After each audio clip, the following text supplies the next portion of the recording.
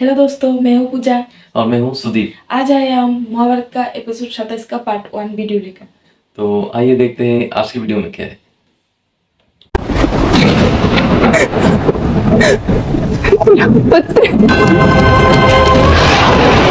करके अंदर ही खुश हो।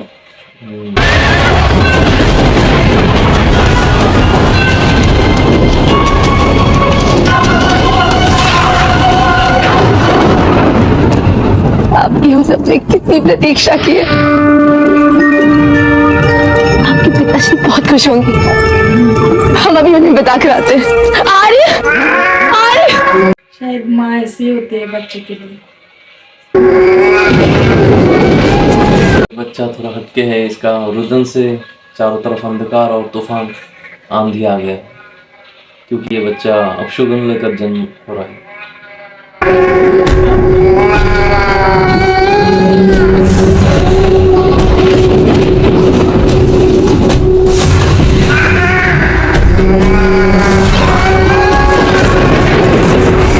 रुदन बहुत ही भयानक है।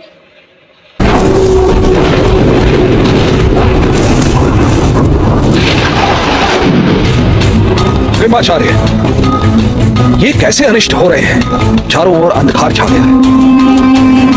रक्त को जमा देने वाली ध्वनियां शुरू हो गई हैं। ये कैसे अपशगुन है कृपाचार्य?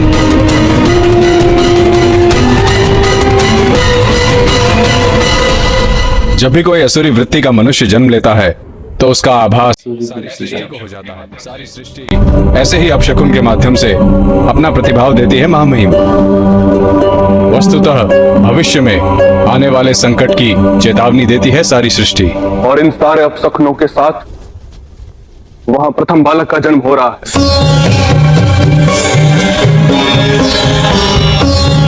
ये बालक समस्त हस्तिनापुर के लिए संकट बनकर जन्मा, संकट बनकर जन्मा, संकट बनकर जन्मा। तुम कहना चाहते हो कि मेरा पुत्र दुष्टासुरी है?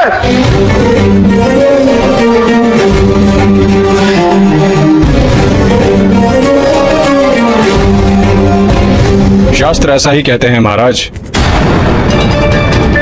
संसार में संकट बनने वाले बच्चे तो प्रतिदिन जन्म लेते हैं।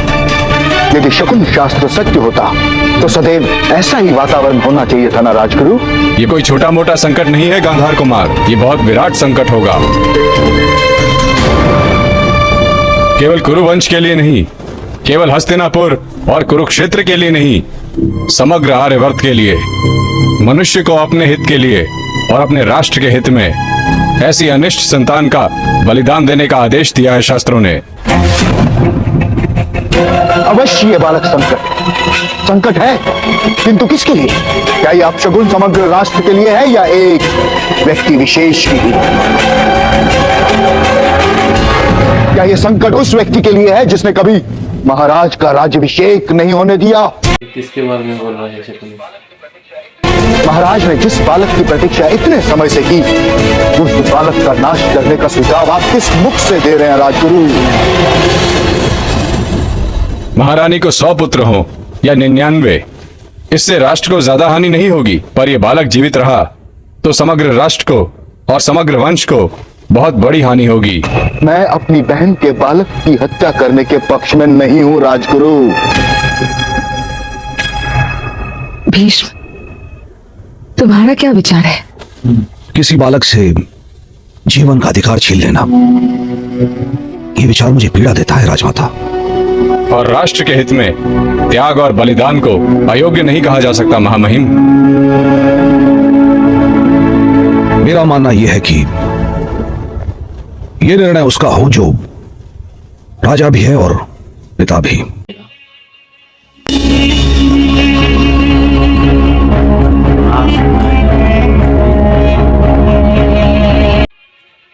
कृपाचार्य का कहना है कि इसका बलिदान चाहिए, अशुभ है ये बच्चा जो होगा अभी। पर एक पिता कैसे बलिदान कर सकता है अपनी संतान को?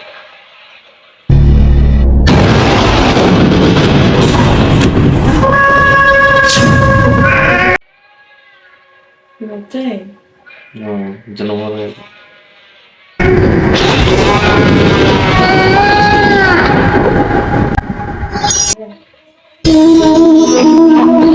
कृष्ण ही कुछ उपदेश देंगे।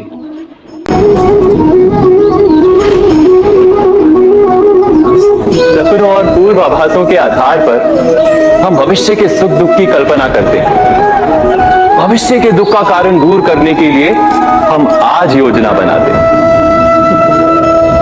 किंतु कल के संकट को आज निर्मूल करने से हमें लाभ मिलता है या हानि पहुंचती है, ये प्रश्न हम कभी नहीं करते। सत्य तो ये है कि संकट और उसका निवारण सात जन से, व्यक्ति के लिए भी और सृष्टि के लिए भी। नहीं, आप अपने भूतकाल का स्मरण कीजिए, इतिहास को देखिए, आप तुरंत ही ये जान पाएंगे कि जब जब संकट आता है तब तब उसका निवारण करने वाली शक्ति भी जन्म लेती है। यही तो जगत का चलन है। वस्तुतः संकट ही शक्ति के जन्म का कारण है। प्रत्येक व्यक्ति जब संकट से निकलता है तो एक पद आगे बढ़ा होता है, अधिक चमकता है, आत्मविश्वास से अधिक भरा होता है, न केवल अपने लिए अपितु विश्व के लिए भी। क्या ये सत्य नहीं? वास्तव में संकट का जन्म है एक अवसर का जन्म, अपने आप को बदलने का, अपने विचारों को ऊंचाई पर करने का अवसर, अपनी आत्मा को बलवान और ज्ञान मंडित बनाने का। जो ये कर पाता है उसे कोई संकट नहीं होता, किंतु जो ये नहीं कर पाता वो तो स्वयं एक संकट है विश्व के लिए। विचार कीजिए।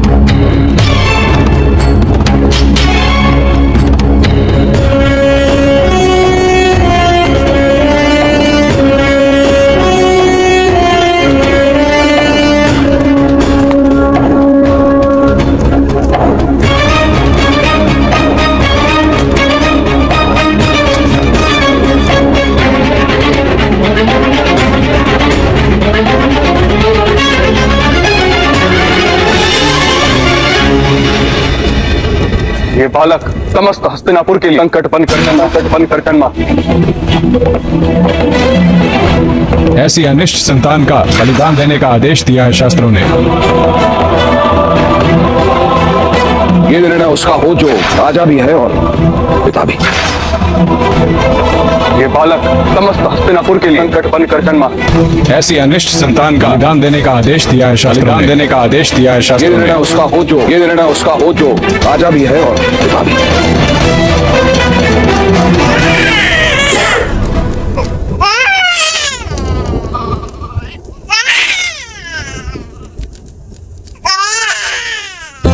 बच्चे को देखकर धृतराष्ट्र का मन पिघल गया।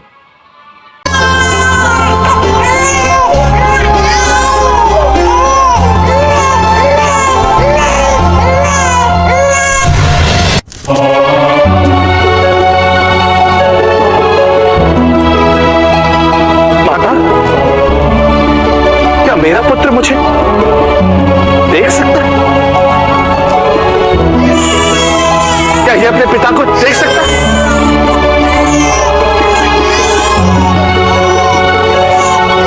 हाँ पुत्र, तुम्हें देखकर इसके मुख पर हास्य खिला है धृत।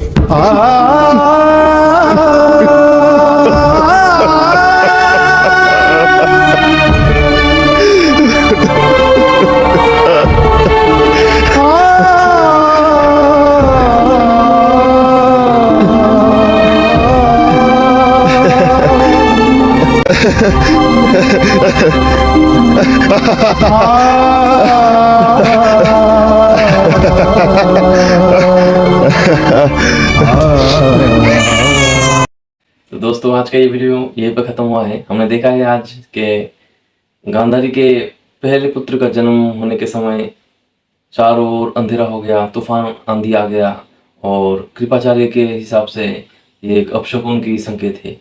ये जो बच्चा अभी आने वाला है ये हस्तिनापुर के लिए बहुत ही अशुभ संकेत है और इसका बलिदान, वो उनकी बलिदान की बात कर रहे हैं। पर धृतराष्ट्र एक पिता है, वो पहली बार अपना संतान को देखकर ये पिघल गया और ये कभी भी शायद बलिदान देने के लिए राजी नहीं होगा। तो देखते हैं नेक्स्ट एपिसोड में क्या होता है। इसके लिए बने रहिए हमारे साथ और हमारे चैनल को सब्सक्राइब कीजिए, वीडियो को लाइक कीजिए। नमस्ते।